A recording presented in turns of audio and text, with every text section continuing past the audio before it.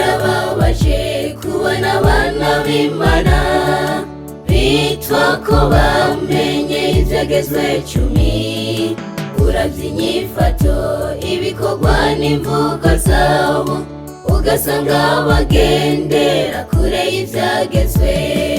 Birababaje kubona abana b'Imana bitwa ko bamenye ivyagezwe cumi, uravye inyifato ibikorwa n'imvugo zabo ugasanga bagendera kure y'ivyagezwe.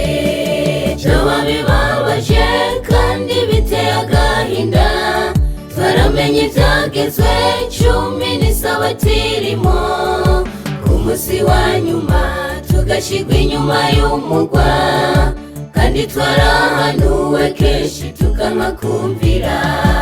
Vyoba bibabaje kandi biteye agahinda, twaramenye ivyagezwe cumi n'Isabato irimo, ku musi wa nyuma tugashigwa inyuma y'umurwa, kandi twarahanuwe kenshi tukanka kumvira.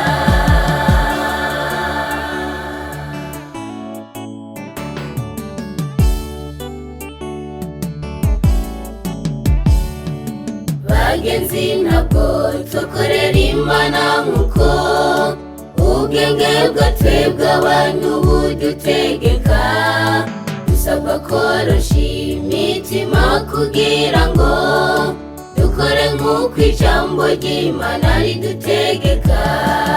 Bagenzi, ntabwo tukorera Imana nkuko ubwenge bwatwebwe abantu budutegeka.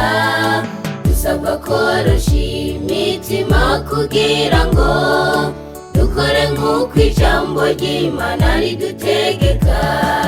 Vyoba bibabaje kandi biteye agahinda, twaramenye ivyagezwe cumi n'Isabato irimo, ku musi wa nyuma tugashigwa inyuma y'umurwa, kandi twarahanuwe kenshi tukanka kumvira.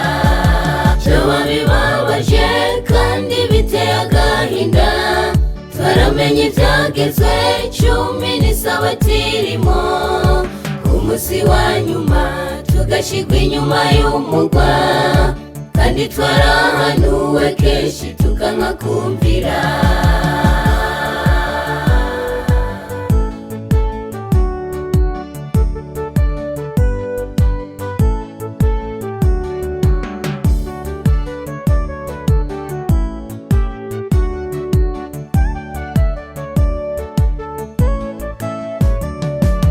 Dusaba Imana kugira ngo iduhindure, iduhe imitima yoroshe nk'inyama, dukore nk'uko ijambo ryayo ridutegeka.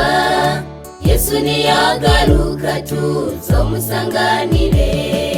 Dusaba Imana kugira ngo iduhindure, iduhe imitima yoroshe nk'inyama, dukore nk'uko ijambo ryayo ridutegeka.